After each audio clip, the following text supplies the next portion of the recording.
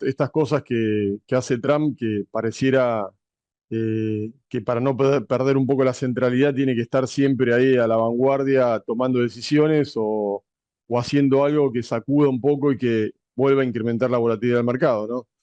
Para los que nos gusta la volatilidad, está buenísimo, pero entiendo que para un productor no debe ser fácil estar lidiando todo el tiempo con una variable nueva, ¿no? Nosotros todos los días tenemos que levantarnos y modificar la presentación porque hay algo nuevo.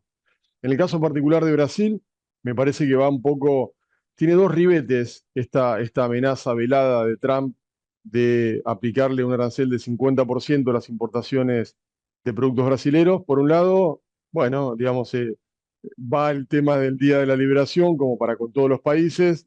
Eh, Se lo anunció a Japón y a Corea del Sur con aranceles menores, pero se lo anunció. Me parece que el caso de Brasil es un poco parecido, pero tiene otro trasfondo que es un poco más político para mí también. Esto de inmiscuirse Trump en cuestiones de política de Brasil, ¿no? Diciéndole a Lula bueno, que en realidad es inadmisible que un presidente, un expresidente como Bolsonaro esté siendo investigado y eventualmente condenado por lo que pasó ahí digamos, el día de las elecciones que ganó Lula y que, bueno, tomaron el Palacio Presidencial, en la zona de Itamaraty y demás. Entonces, bueno, es como que hay una amenaza distinta, más que la cuestión comercial. Lula responde, creo que correctamente en este caso, diciéndole, bueno, digamos, yo no me inviscuyo en las cuestiones de la política de Estados Unidos, no hagas lo propio para la política, digamos, de Brasil. Con lo cual, me parece que ahí hay una cuestión un poco más compleja y donde además Lula le contesta diciéndole, bueno, nosotros tenemos una ley de reciprocidad con la cual la vamos a aplicar y vamos a utilizar, digamos, esa reciprocidad para también poner aranceles a las importaciones de productos americanos.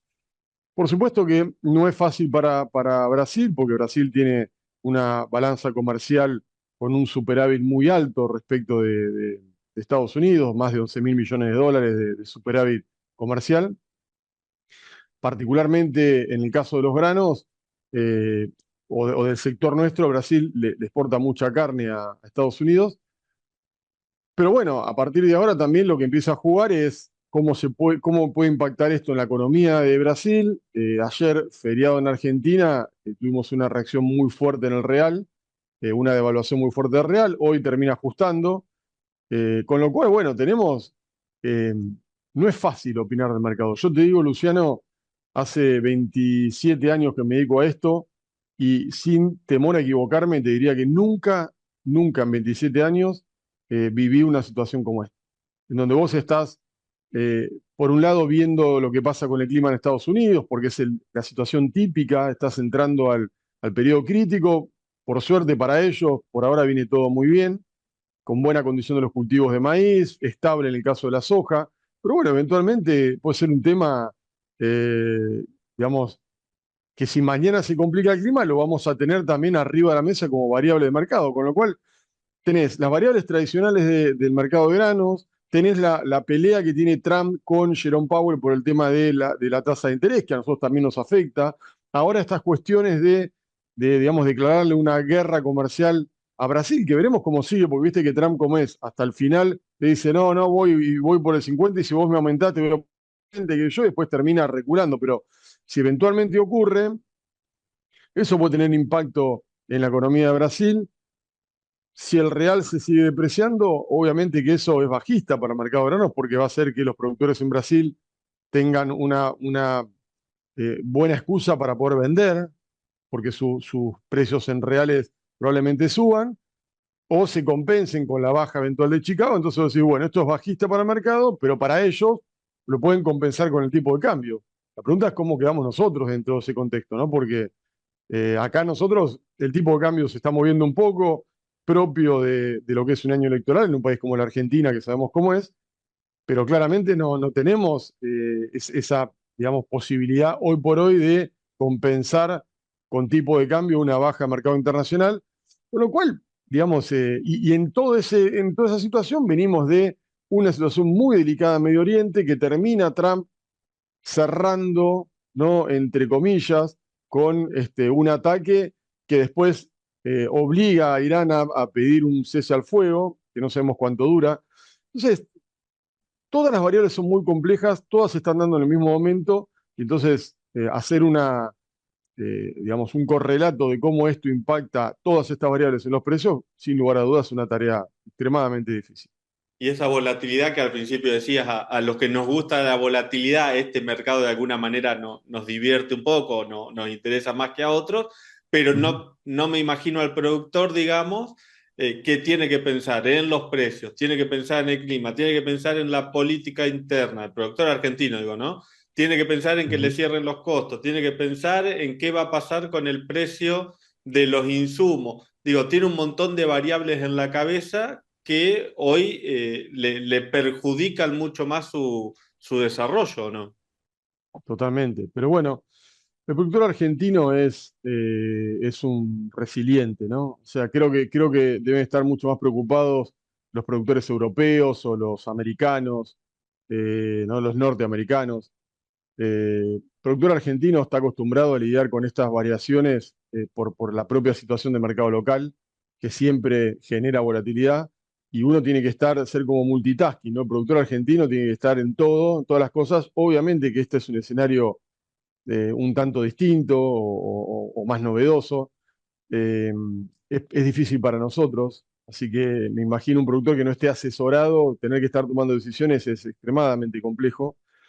A mí me parece que eh, hay algunos tips que uno puede ir tomando digamos, y que habría que el productor los tendría que tener en cuenta. Yo cuando digo la volatilidad, me gusta. ¿Por qué me gusta? Porque niveles de precios bajos como estamos, si vos tenés volatilidad, tenés oportunidades, ¿no? O sea, a la primera de cambio estamos todos ahí viendo qué pasa con Trump y yo. La semana que viene por ahí tenés una semana de mucho calor y el mercado de golpe se concentra y dice, che, ojo que mirá que estamos mirando mucho esto y dejamos de mirar esto, y por ahí te pega una espantada que hace que vos empieces a mirar sobre todos los precios de la próxima campaña, la 25-26, los empieces a mirar, digamos, ya con mucha más atención o empezando a cerrar si los valores te dan.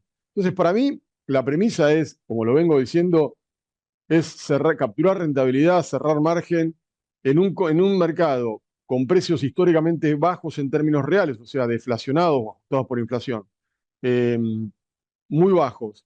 La primera cosa que pueda generar volatilidad va a generar oportunidades, ahí hay que estar tomándolos. Y después tratar de hacerlo mejor desde el punto de vista productivo en un año en donde venimos con buena reserva de humedad, algo que no pasaba de hace 2 o 3 años, 2 o 3 campañas en la Argentina.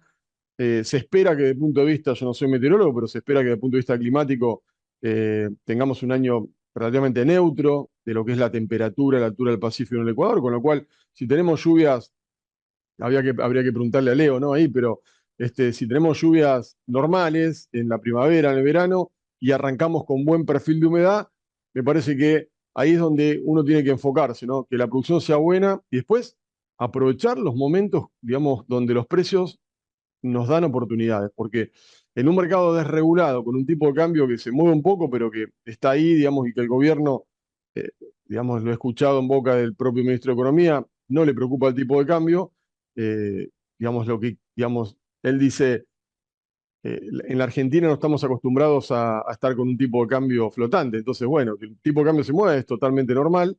Así que por la propia expectativa de un año electoral podemos tener este movimiento de tipo de cambio, pero no le preocupa nada grave, digamos, para el gobierno. Entonces, bueno, las oportunidades vienen por el mercado internacional. Por eso creo que yo no me resigno a ser pesimista porque no lo soy, pero no porque sea un optimista, digamos, loco, ¿no? Sino porque creo que el mercado oportunidades va a dar. Nos falta mucho tiempo pensando sobre todo en la campaña nueva.